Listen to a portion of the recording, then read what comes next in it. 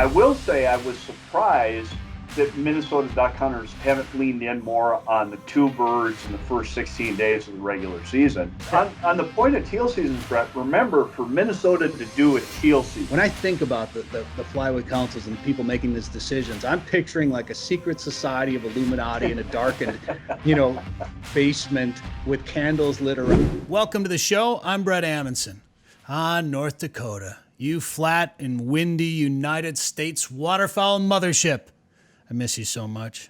I used to live in North Dakota, and while I enjoy western Minnesota because of its prairie pothole-like similarity to the Dakotas, it just doesn't have what North Dakota has. While we've been seeing some good numbers of breeding ducks and geese around home, the North Dakota Game and Fish Department released its annual spring breeding waterfowl survey, and it showed the highest number of breeding ducks in North Dakota since 2014. We'll talk about what that means and why we might be seeing that increase with John Devney from Delta Waterfowl. Now, just in time for our show with John, we're introducing our new wildlife-themed travel mugs available at sportingjournalradio.com, including this sleeping mallard, this Drake blue-winged teal, and this pair of honkers taking advantage of the safety of a muskrat hut.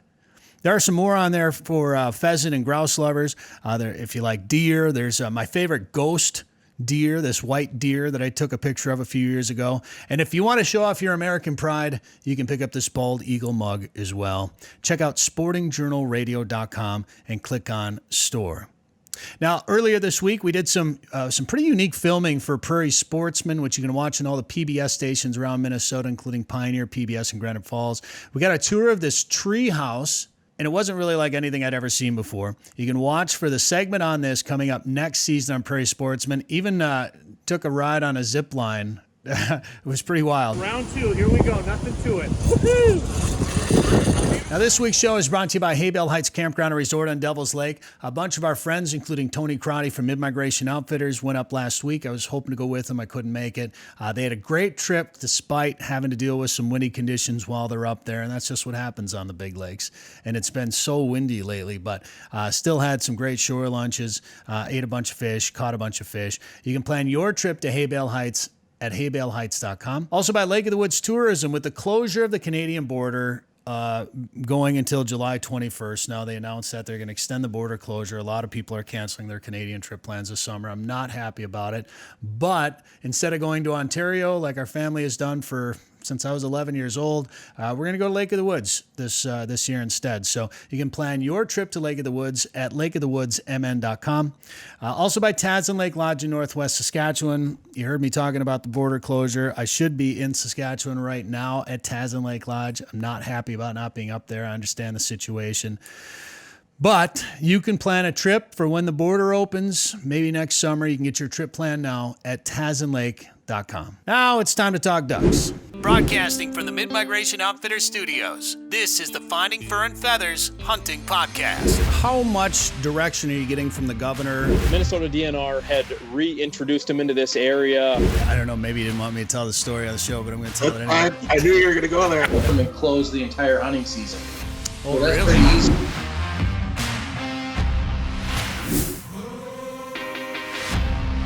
Hi, John Devney is a senior vice president at Delta Waterfowl. He's from Minnesota, but he lives in Bismarck, North Dakota now. John, thanks for being on the show. Yeah, thanks for having me, Brett. It's always good to catch up and talk ducks. I love talking ducks. Let's talk weather for 1 second, though. Has it been as windy over there as it's been over here? Yeah, it's been unbelievably hot and windy and really pretty dry. I was out in the yard getting ready to go out and dog train yesterday morning and thought I was going to fall in a crack in my yard, which as good as, we just obviously saw the North Dakota Game and Fish's duck survey, and it's really wet in the survey. But yeah, we've dried up a whole bunch, and it's kind of felt like the furnaces of hell here, blowing 30, 40 miles an hour and real warm, and we're sucking moisture off the landscape, that's for sure. I was going to ask you about that because it's been real dry over here, but I feel like parts of North Dakota have been fairly wet, and we saw the new results from the spring survey over in North Dakota, and I was gonna try to make a correlation between wet conditions and a higher number in the breeding survey, but you guys haven't had much rain over there either, then, huh?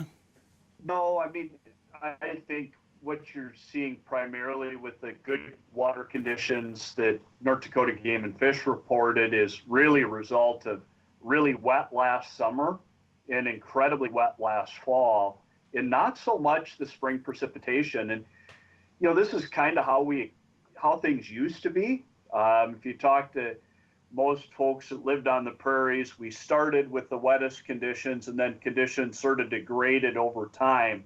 We know that generally temporary and seasonals start to dry up over the course of the summer. We've had a lot of years though in the last few years where we've actually, like last year, where we started okay and got wetter. So this is more normal, I think, in terms of starting wet and sort of drying off a little bit. There'll be some consequences for duck production as a result of that drying, although, boy, we started so bloody wet that it's going to be hard for it to be too bad a story, at least coming out of the eastern Dakotas.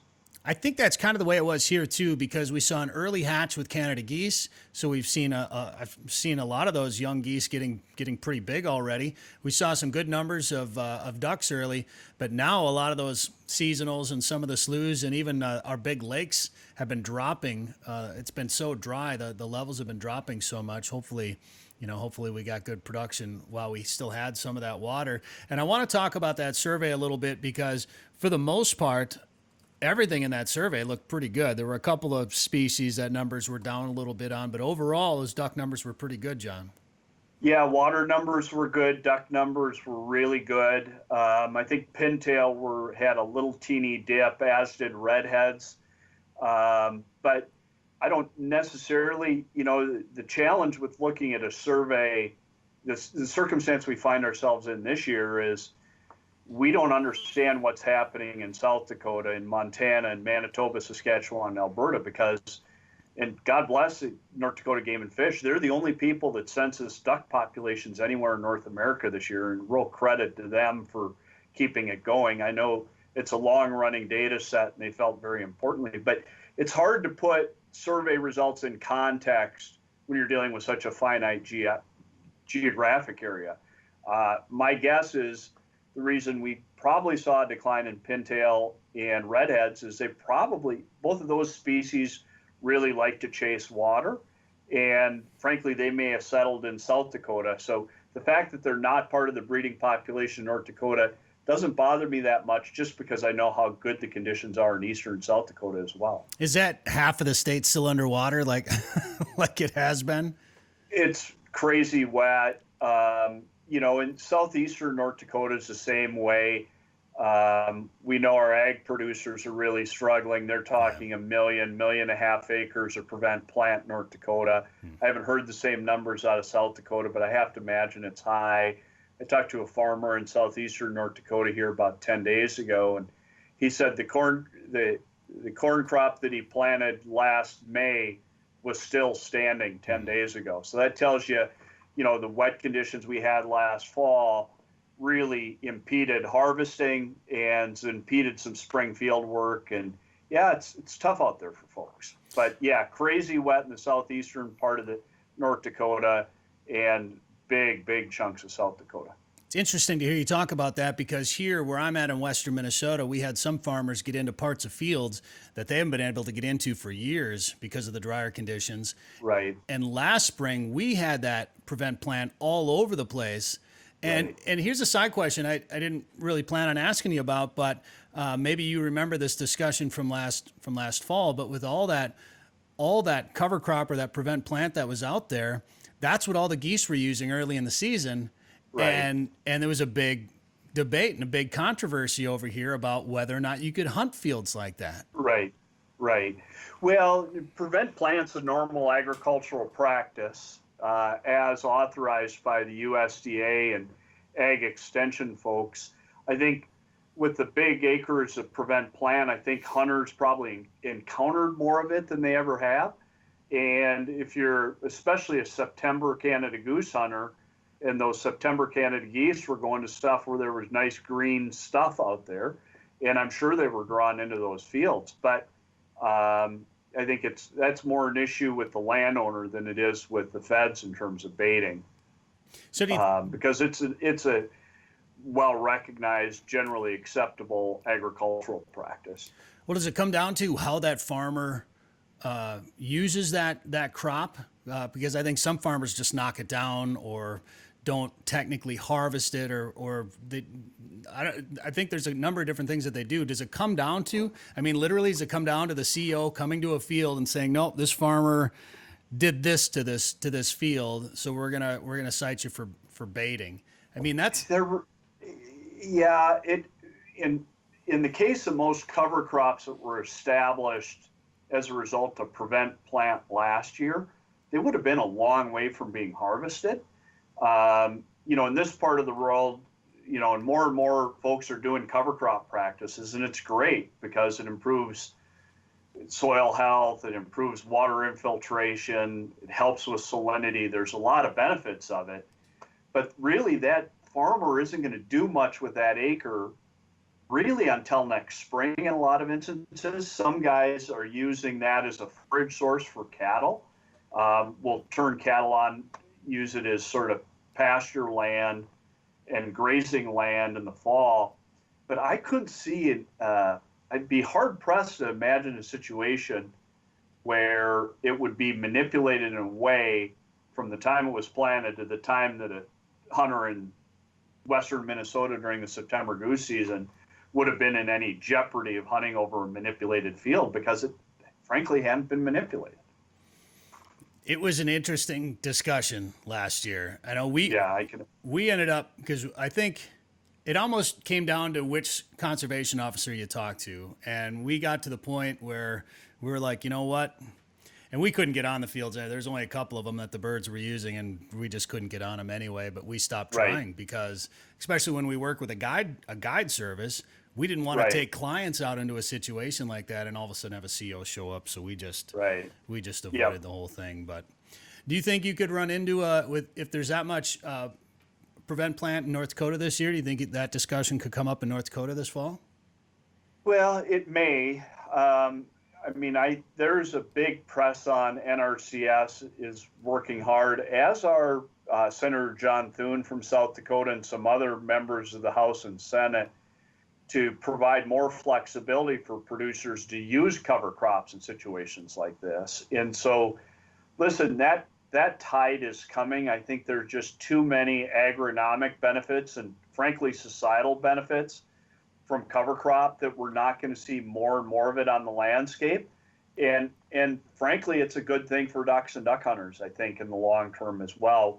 But the notion that stuff is being manipulated and not in a position to be hunted over seems pretty outlandish to me, frankly, just based on what I know about how cover crops are used. But the challenge is, if you're a conservation officer in Big Stone County, Minnesota, you haven't seen a lot of cover crops, and they need to get up to speed on the learning curve as well. Let's talk ducks. Let's get back to the survey in North Dakota and the duck numbers, because both blue wing and green wing teal were way up this year, John. Well, yeah, and the blue wings are an important breeder here. And anybody that's lived or driven through North Dakota in the spring knows when we have great water conditions, we're covered up with blue wing teal. Now, the green wing thing is, I don't know if it's an outlier. Green wing don't normally nest in the prairies. They typically go into the parklands and into the boreal. They're more northern nesters. I don't know if that's a function of survey chronology or what it is.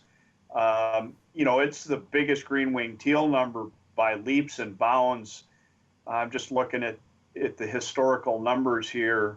I mean, way, way more numerous than we've ever counted. So I don't know if that's had something to do with the timing of the green-wing migration, got a little slowed up this year in comparison with other years, but the number I'd take most stock in related to the really good teal numbers of blue wings, because we know they're here. And if we have high blue wing numbers like that, I have to imagine, had we done surveys in South Dakota, we would have found the exact same thing there. Well, obviously, the green wing teal heard about the border closure with Canada, And Yeah, well, that might be it. Maybe they heard Justin Trudeau didn't want them coming up either. oh man, I mean, we could dedicate a whole show to talking about Canada. I mean, so I was supposed to be in Saskatchewan right now, John, up at Tasman Lake Lodge, and obviously that's not happening. And we kind of keep waiting to see when this border closure is going to end and try to make plans to get up there. I always thought for sure I'd get up by September at least to do some waterfowl hunting. I'm beginning to wonder if we're going to be able to go up and hunt in Saskatchewan or Canada for that matter this fall, John. Well, I'm pretty hopeful we'll have it normalized, and it's pretty interesting. You know, I recognize nobody in Ottawa is thinking about Manitoba and North Dakota and the movement of hunters between Manitoba and North Dakota, but Manitoba's got a trivial number of cases and doing exceptionally well.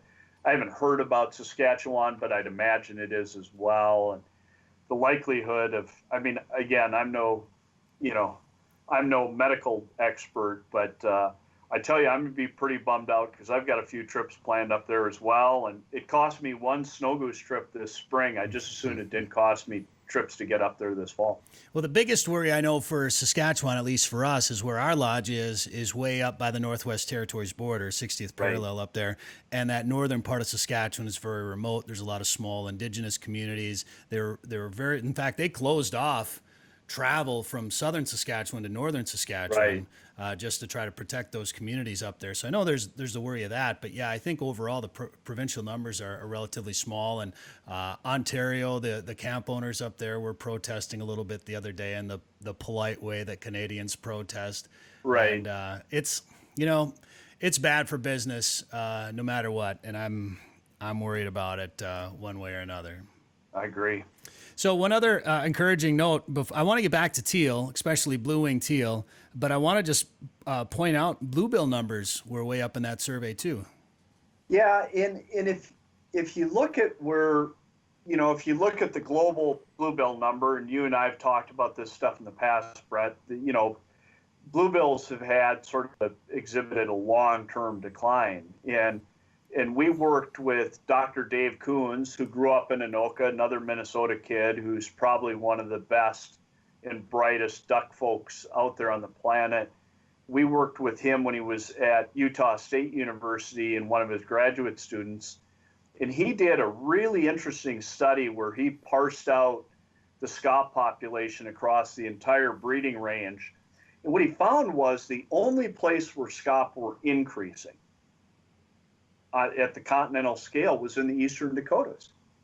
And scaup are an interesting duck because unlike redheads or canvasbacks, which nest over water, scaup nests in the uplands, more like a gadwall or a shoveler.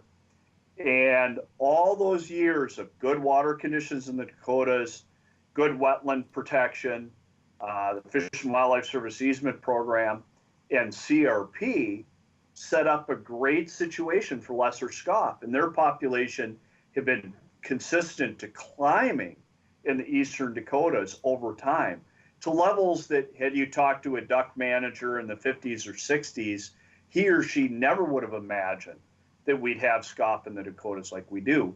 But scaup are, ducks are ducks, right? And if ducks have reasonably good survival and they have high nest success and high production, their populations go up. And that's exactly what's happening in the Dakotas. And, there's some places just north and east of Bismarck a little bit, an area that I hunt and travel through pretty frequently, that I would argue probably has as high a breeding lesser scaup densities of anywhere on the planet.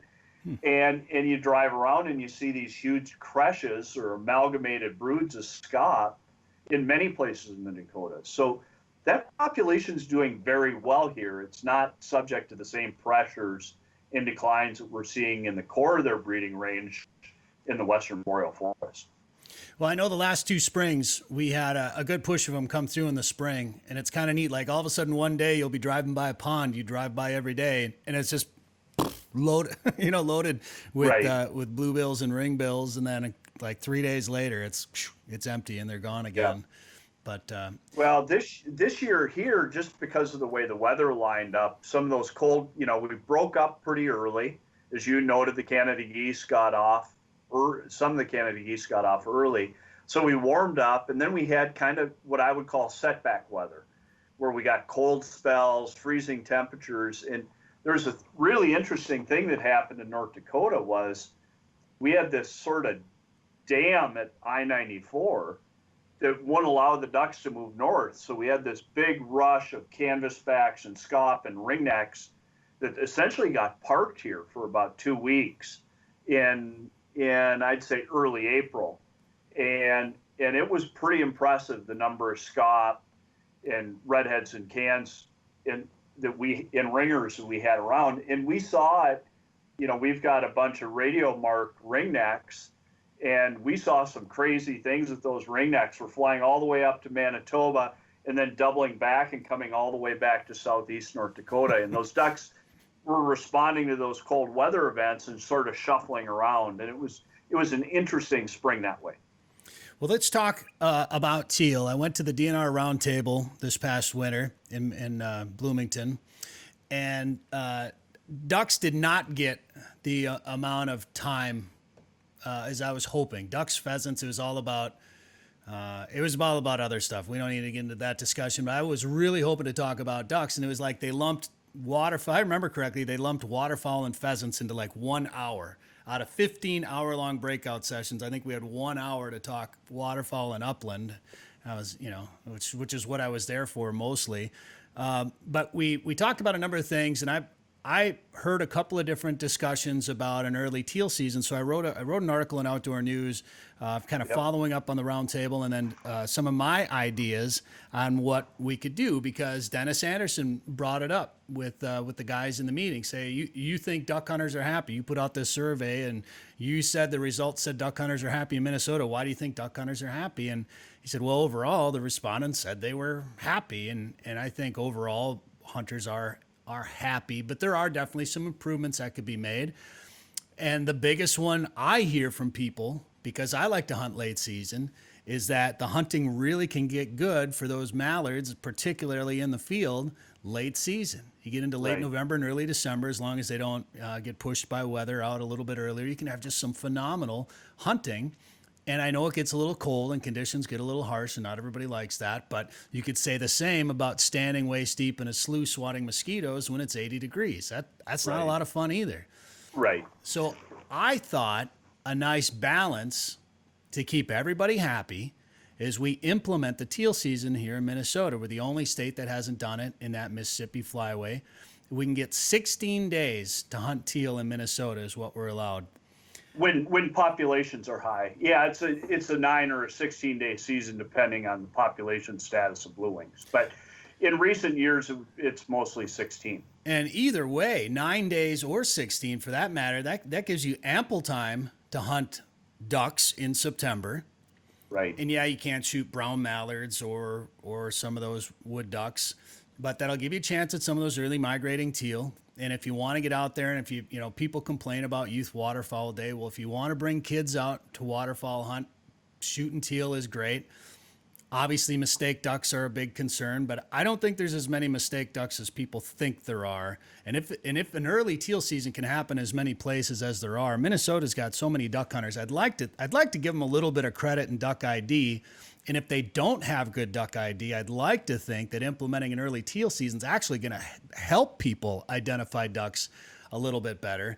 And you could have those days of teal hunting in September, and you could open up our 60-day season here in Minnesota in October, and that would give us a chance to get into December a little bit.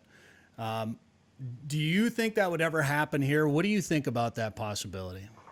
Well, I mean, I think, I don't know how Minnesota duck hunters feel about it, but I'll start with the biology just for a second. What we know about blue-winged teal, and the reason that, remember what started this cascade is the southern states asked to increase the blue-winged teal limit during the teal limit during special September teal seasons from 4 to 6.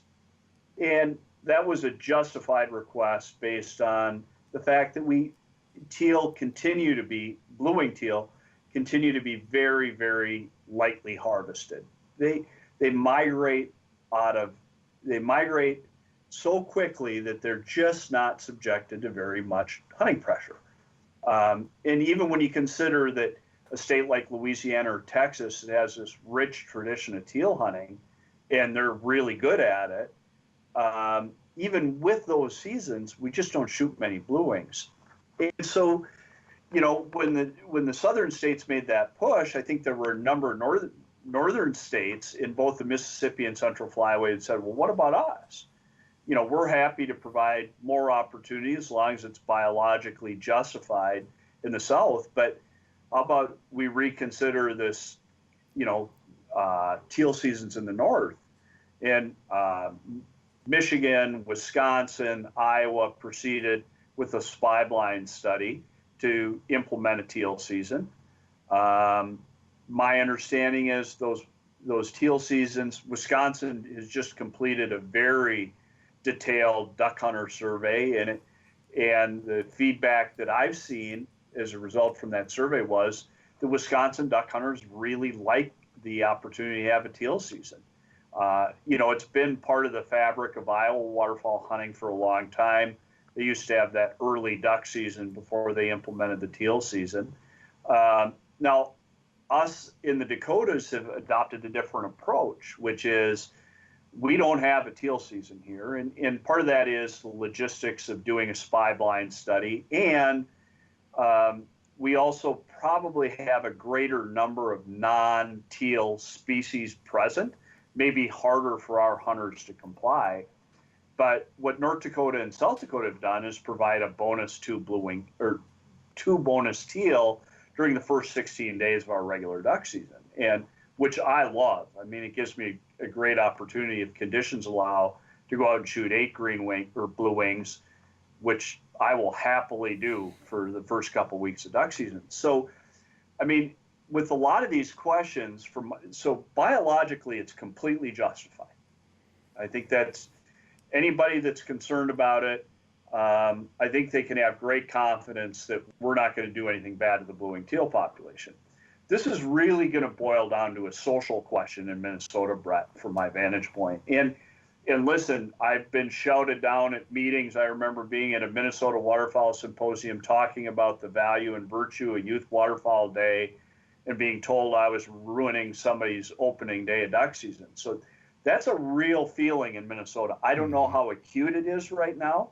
I think it's kind of crappy, frankly, that we've got people opposing youth duck hunting because it may impact their opening day 2 weeks later. Yeah. I don't know if it does or it doesn't, but it seems a bit of a stretch to me. But really, it's not for John Devney to say whether Minnesota should have a teal season. John Devney will say it's biologically warranted. It's really for Minnesota duck hunters to say, is this something we want to do?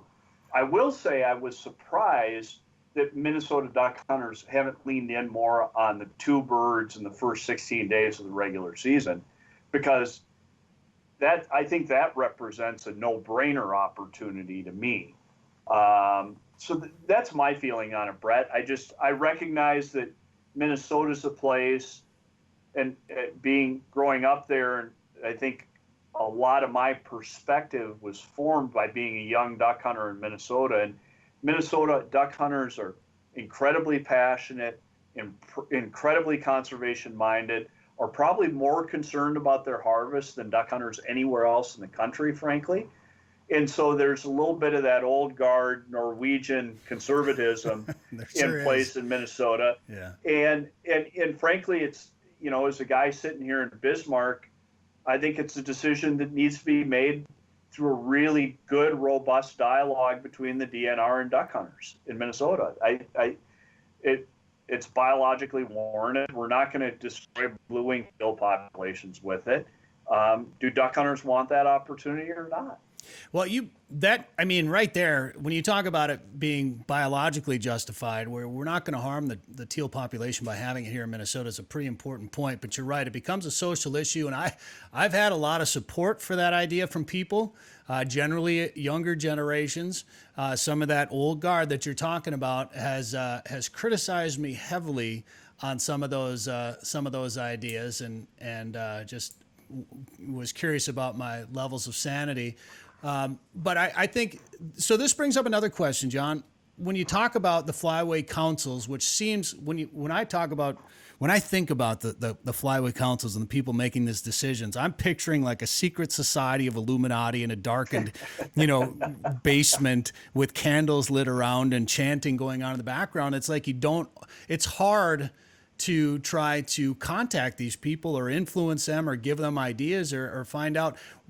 Is that an inherent problem with trying to enact change within the waterfowl structure, or is that a necessary part of setting federal type guidelines and regulations? Well, at least specific to the issue with teal, you don't have an issue with the council or the Fish and Wildlife Service. Sure. They've granted you that opportunity, right? And I mean, courts will probably, send me hate mail for saying it, but that decision rests with the DNR. He knows that. And frankly, yeah, and that's a decision that needs to be made relative to the teal season between Minnesota duck hunters and the Minnesota DNR to sort of chart out a path. Yes, and I don't want to interrupt you on that, but I should mention I've been in discussion with Steve about this, and he has told me that there is going to be a public opinion survey coming from the Minnesota DNR about that subject, and I think it was supposed to come out in May, but because of the COVID situation, It's been pushed back. The earliest I think any changes could come now would be 2022, and we may see that survey this fall, potentially next spring. They just keep pushing everything back. But just on the point of teal season, Brett, remember, for Minnesota to do a teal season, what Minnesota has to demonstrate is they can be in compliance with non-target harvest. So the Minnesota DNR, if duck hunters decide they want to go this direction to have a defined teal season, they're going to have to do 3 years of spy-blind studies to determine that non-target harvest does not exceed 30%. So that's one of the requirements that if you're going to be petitioning the Fish and Wildlife Service, they want to be able to show that you can comply with the non-target, with reasonable non-target harvest. And so that's a consideration as well. So when Wisconsin did it, they did it on an experimental basis with concurrence from the Fish and Wildlife Service to use it as a 3-year evaluation. Once that 3-year evaluation is completed, the state wants to proceed. They have demonstrated that their duck hunters aren't going to shoot 1 million wood ducks. Then they are granted the status from the Fish and Wildlife Service. Interesting. But it needs to be done as a scientific verification. So is that just spy blinds, or is there other ways to do that? And how big of a sample do you need to take to hit that threshold? I think it's primarily spy blinds, because if you used harvest surveys, I mean, yeah, there'd be a few guys that, we know guys turn canvasback wings in when the canvasback season's closed, so we know there's harvest. And there'd be a few guys that would turn wood duck wings in during the September sampling period for spring teal or for early teal season. But it's mostly done by spy blind. So it's fairly intensive. But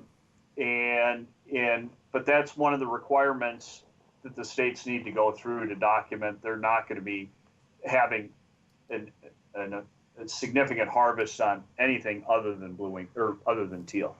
So let's go a different route with the same result. One of the other options is just adding days to the Mississippi Flyway. What are the how does that get accomplished? One of those guys in the old guard complained to me too that's gonna demolish the mallard population. If we were to add days to the Mississippi Flyway, what positives and negatives could result from that? Yeah, well, it's gonna help Minnesota because, as you mentioned, you go from, say, Fergus Falls to the south, you're going to have an opportunity to take advantage of mallards that are roosting on rivers, feeding cornfields, using the Minnesota, the Mississippi, some of those big lakes in southern and western Minnesota. It really doesn't help the south very much, because if you're Arkansas, you open your duck season the week before Thanksgiving, you're shooting to the 31st of January. Sure. So what does it, so we can start the duck season in Arkansas on November the 10th, as an example, or the 14th. So those decisions are made at the Flyway scale, and there has to be concurrence from all the Flyway states. Now, if you looked at what's happened with mallard harvest over the last 20 years, it's declined. And we shouldn't be surprised it's declined. We've had a declining number of hunters. Mm-hmm. We've had a declining number of days of field because our hunting population is getting older. And you can see it as clear in black and white in the Mississippi and Central Flyway that our mallard harvest is going down. Now, if you gave let me back up. The Mississippi and Central Flyway and the Fish and Wildlife Service have been going through this big exercise referred to as double looping, where they're going back and testing all the assumptions they've been making about harvest management to recast the vision for harvest management in the Mississippi and Central Flyway in the future. And those two flyways kind of have to work together because they're shooting out of shared stocks, right? The mallard that's produced in North Dakota has a high likelihood of being killed either in the Mississippi or the Central Flyway. So because those resources are so inextricably linked, they need to work together. So they've been going through this horribly long exercise that probably should have been resolved 4 years ago, but it goes on and on and on and on and on, and I don't know when it's going to be resolved. There's been this negotiation between the Mississippi and Central Flyways. Now, there's all sorts of points to negotiate over. There was a proposal in the Central Flyway that we should allow any of our sort of line item ducks, wood ducks, hen mallards, pintail, redheads, canvasback, scaup, be set at 3 birds a day and walk away from it. That harvest is pretty low on those species.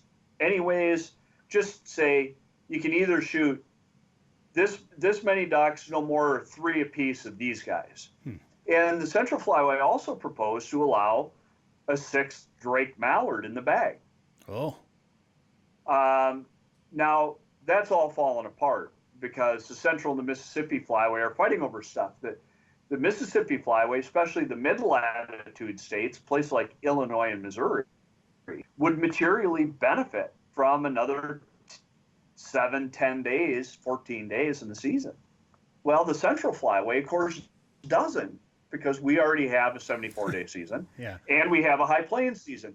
So all these negotiations, much like the situation in Minnesota, where you've got a guy that likes going to his traditional place on the first weekend in October, don't screw up the duck hunting before me, and I don't want the duck season open when my marsh is going to be under 2 feet of ice. All these negotiations take place amongst all the warring factions, and it gets pretty complicated. Now, there's no doubt that, I think the estimate was going to a 6th Drake mallard in the Central Flyway was going to have trivial consequences for the harvest rate, but the Mississippi Flyway didn't think it was a good idea for a variety of reasons. So all this stuff is done. It's not the Illuminati and it's not a secret society, but what you have to imagine is a bunch of people coming around the table that have very different perspectives to represent their duck hunters. Larry Reynolds in Louisiana doesn't care as much about bluebills as Steve Courts does, right? Or canvasbacks. And so trying to accommodate all that perspective and set of rules that we can all play by is very complicated business. It's like trying to manage for walleyes or whitetails too, and like in the state of Minnesota, trying to manage for whitetails in the Northeast versus say the Southeast is completely different. It's very different. Yeah, it's tough calling them the same animal. Yeah, is almost hard, right? It's definitely tough to do, and I understand that, and everybody's got a different opinion, of course, on how things should be done.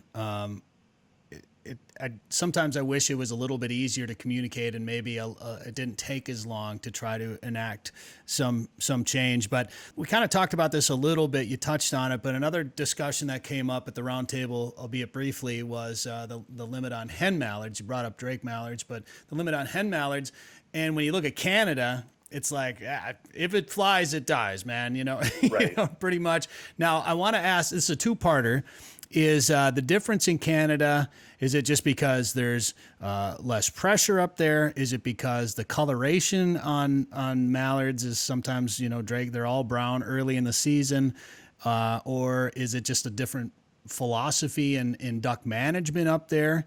And do you foresee, somebody brought up the question of lowering the hen mallard limit here in Minnesota, which I'm not encouraging shooting more hens, of course, but I don't see shooting hens as maybe as detrimental as some people do.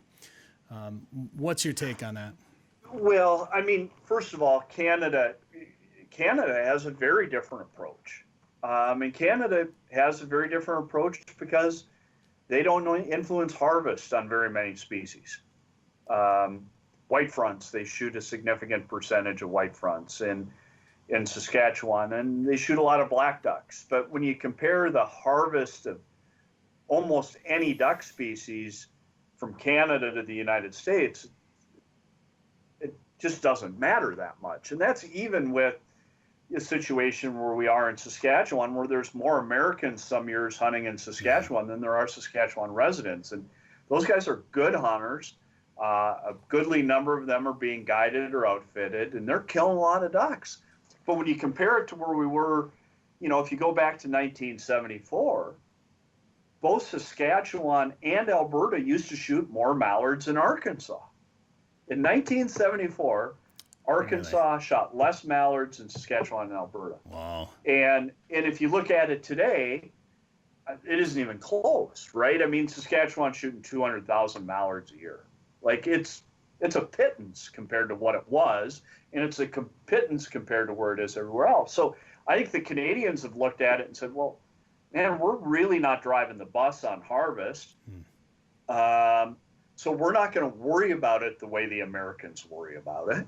And as an indication of that, there's been a long-standing 4 pintail limit in Saskatchewan and Alberta. And the Canadian Wildlife Service said you can do away with it. So they're going to be up to 8 pintails a day in Alberta and Saskatchewan. Really? And believe me, the guys in California, the Texas coast, and places where there's lots of pintail are screaming bloody murder because they're going to be at 1 again, right? Yeah. Now, so is that the Canadians doing it right? I don't know. You can make the argument maybe we're doing it wrong. No. And so I think, so there is a different mindset, but it's a mindset born out of relatively low harvest pressure. Saskatchewan's a hell of a lot different place than Minnesota is in terms of hunter numbers, days of field, relative impact on harvest. In Minnesota is one of the few places that when Dr. Todd Arnold did some really good, Dr. Todd Arnold, who's at the University of Minnesota, did some really good harvest assessment. The one place he could find additive harvest was in mallards in Minnesota. And that's because Minnesota's always had Minnesota doesn't have the duck hunter numbers today that were there when I was hunting there in the late 1990s and before, but Minnesota still has a lot of duck hunters, and they're good duck hunters, and they're committed duck hunters, and they shoot a lot of ducks. So, I mean, Wisconsin, who for many, many years was in lockstep with Minnesota on hen mallard restrictions, has now, I think, given up on them. I think they're going to proceed with 2 hen mallards, which breaks long-held precedent in Wisconsin. And I think it's just this growing realization. Again, it all comes back down to the number of duck hunters we have. It's the number of super black eagles and Berettas in the field every day. And our numbers of hunters and our number of days of field are just down drastically from where they were 20 years ago. So we're fighting on one hand, we're ascribing the world that we used to live in to make current harvest decisions when our harvest matters, frankly, quite a bit less than it did 20 years ago. Now, with that said, I'm still got enough Minnesotan in me to be really careful about hen mallards. And we know in Minnesota, mallards produced in Minnesota are really important to Minnesota hunters, right? And it's different than if you're in Arkansas, right? Because you're getting ducks from lots of places. Minnesota's getting lots of ducks from lots of places. But when it comes to mallards, a pretty significant percentage of them are what's locally sort of home-born, home-raised. And so it warrants a good conversation that's informed by one part good science and one part good interaction and dialogue with hunters about the kind of policy they want to put in place. I will say I don't think a second dead hen mallard is going to recruit a bunch of new hunters or keep a bunch of guys from hanging up their waders. I think the problems are bigger than that. But do you keep a regulation on the books when the best available science doesn't suggest it's a thing to do? Then we're talking about strictly a social question. All right, I got an important question here for you now. You're hunting a slough, John. You got a six pack of mallards spinning high, of course, because they're mallards. And you got a Drake shoveler on the deck coming straight into your decoys. What do you do? I will always wait for the mallards. Oh. Now, that's only because I don't live in Minnesota anymore. I've had the benefit of, I'm on my 22nd year living in Bismarck, right? So I've had the opportunity to shoot lots and lots and lots and lots and lots and lots of ducks. Sure. And I found I've gotten really kind of funny and picky. For example, I don't shoot many gadwalls, which if I was in Louisiana, I'd probably get drawn and quartered for saying I don't shoot gadwalls. But I don't particularly like to eat gadwalls. So because I've had the opportunity to shoot a pile of them over the years, I'm going to shoot, in my opinion, I'm going to go out and shoot a pretty bag of ducks. And if that means I'm one less duck at the end of the day, the world really doesn't owe John Devney one more dead duck. So I'd let the spoonie go. But my daughter's going to be start duck hunting with me this year. There you go. I'd let her torch the spoonie. And that I was waiting for you to say it depends on the situation or who's with me. But what you answered is exactly where I'm getting to be. And I never thought, I've duck hunted for a number of years, and I always was just kind of an easygoing opportunist. I didn't care. I liked shooting a mixed bag, seeing different ducks. I always appreciated the different looks, the colors, the noises, the habits of these birds. But I'll tell you what, now, and this is why I'm pushing so much for a later season, so I can shoot those big, plump, fat, juicy, fatty mallards late in the season, because Right. I love roasting a whole mallard. Right. Eating those ducks has become so much more important to me. And Right. I love watching, and I'll be honest, gadwall are still kind of fun because they're a bigger duck, kind of like a mallard, but they're so much stupider. They're so much easier to decoy. Sometimes on those tough days, it's hard to pass up on a gadwall bombing in. But I never thought I'd say this, but I'm definitely becoming a mallard snob in one sense, because I like to eat them so much more. Well, than so first of all, you asked me the wrong question, because when I'm going to kill the spoonie isn't when I identify it as a nice Drake spoonie. I will shoot a spoonie deader than hell every year when I'm hardwired thinking about shooting blue-winged teal. And I'll see that flash of blue on their wing, Sure. and I'll get totally caught up in it, and I'll shoot it, and the dog will be bringing it back, and I'm like, yeah, that's a really big blue-winged teal. And so that's when I will shoot a spoonie. But it's not because I'm going to shoot the spoonie because I'm opportunistic. It's because I was too cute in on blue wings and not enough on the face. See, now that's why we can't have an early teal season, John. That's exactly right. Well, listen, accidents happen, and listen, and they happen to me, and I do this more than the average bear, right? So, but but you're right about eating the birds. And what I found with myself is not necessarily turning into a mallard snob; it's turning into a teal snob. Well, the teal are good too.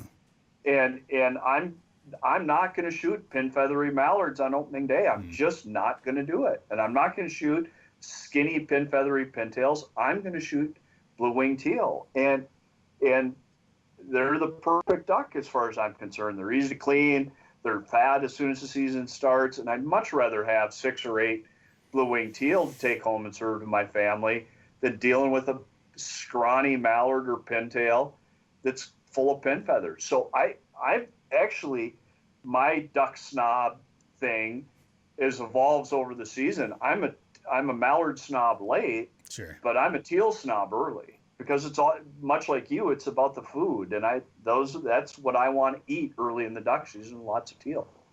What's going on with Delta Waterfowl right now? I mean, obviously it's a weird year, right? I mean, we start our fiscal year and then a global pandemic kicks in. And so, but, I'm proud of the work our management team's done. We've had to take some defensive actions with, for example, we don't know if we'll be able to hold fundraising events this year. And that's a pretty significant revenue stream for us. But we were able to manage all this, I think, by being proactive and being proactive very early in the crisis, that we were able to retain our programming. And so, we're doing what we always do. We're working for ducks and duck hunters every day. Just today, the 17th of June, the Senate passed the Great American Outdoors Act, which is going to be one of the big moment in history. And you might not, if the casual duck hunter looked at that piece of legislation, he'd say, well, what's in it for me? Well, one of the things we worked on in that piece of legislation was to get a part of what was originally called the Restoring Our Parks Act, or ROPA, to consider the Fish and Wildlife Service, because all the energy in the Senate was focused just on parks. And listen, we have a huge park maintenance backlog, and the American public loves our parks and they need to be fixed up. But we have a $1.8 billion deferred maintenance backlog on refuges. And that means broken down pumps, broken down water control structures, breached levees, crummy boat launches, all the things that we need to manage ducks and manage duck hunting on national wildlife refuges was in a state of disarray. And the legislation the Senate passed today will put $100 million a year for 5 years into those refuges. That's a big outcome for duck hunters. And the work that we do every day in predator management, hen house, we've got a great research roster.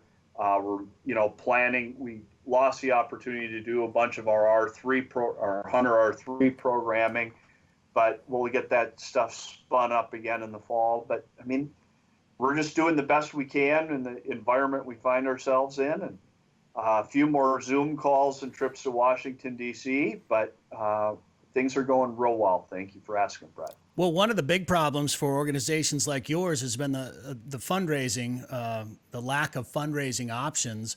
So I noticed you guys are giving away a truck. Is that what I saw on the website? Yeah, we're giving away a truck. Finite number of tickets, $100 a piece, and you can drive away with a brand new Ford pickup, which is better than your average raffle that you're getting from your hockey player or most of your local hockey player or booster club.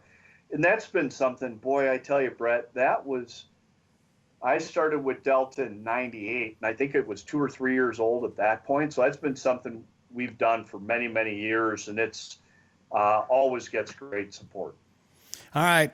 John Devney, last part of our interview today. I'm bringing back a feature we haven't done in a while, but it's called More Than You Ever Wanted to Know About the American Shoveler. Today, more than you ever wanted to know about the American shoveler. It's a multiple choice question for you. To me, I feel like the shoveler is one of the most underrated ducks out there, especially when drakes have that breeding plumage in the spring. I think they're just one of the most striking ducks in the spring. I think the plumage is great. The hens have a unique way of deterring predators when she's on the nest and she's got eggs down there? Does she, A, have an ear-piercing screeching noise when predators are near? Does she, B, fly above the predator and dive bomb it until it leaves? Does she, C, defecate on her eggs? Or does she, D, unleash hellfire and fury with an actual shovel? What's your answer, John? C. And I just had this conversation with a friend of mine this week, and that when you're nest searching, you always have to have a couple of Dairy Queen napkins in your pocket, because if you're nest searching in North Dakota, you're going to come across shoveler nests, and they're going to crap on their eggs. And there's something about shoveler crap relative to other ducks. Scaup are pretty bad about this too, and their defecation, to use your very nice term, is stinky as well. But shovelers will cover that nest in crap when you flush them when you're nest searching. So the answer, unequivocally, C. That is correct. John Devney, Delta Waterfowl. Once again, love talking ducks with you. Thanks for the time here on the show. You bet. Thanks for having me, Brett. We'll talk later. This has been the Finding Fur and Feathers Hunting Podcast, part of the Sporting Journal radio family. Subscribe wherever you get podcasts, or visit us at findingfurandfeathers.com. And make sure to like our sponsors. They're pretty cool.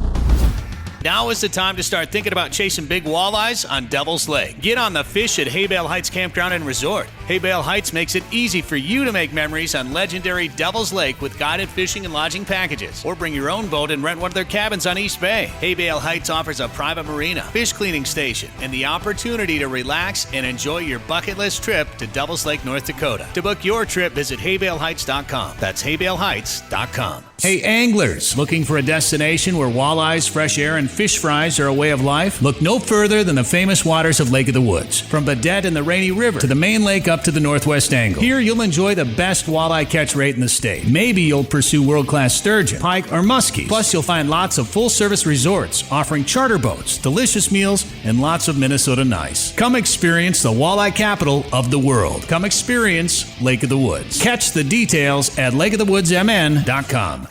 If trophy lake trout and monster northern pike are on your list this summer, book a trip to Tazen Lake Lodge in northwestern Saskatchewan. Everything from numbers to big fish. See pictures, videos, and more at TazenLake.com. This is quite the fishery. Our 5-star chef will feed you well after a day of chasing giants on Tazen Lake. Dream come true. Get rates, dates, and more of what you can expect. It could be the best fishing you've ever had in your life. At TazenLake.com. That's TazenLake.com. Tazen Lake Lodge is a proud partner of Tourism Saskatchewan.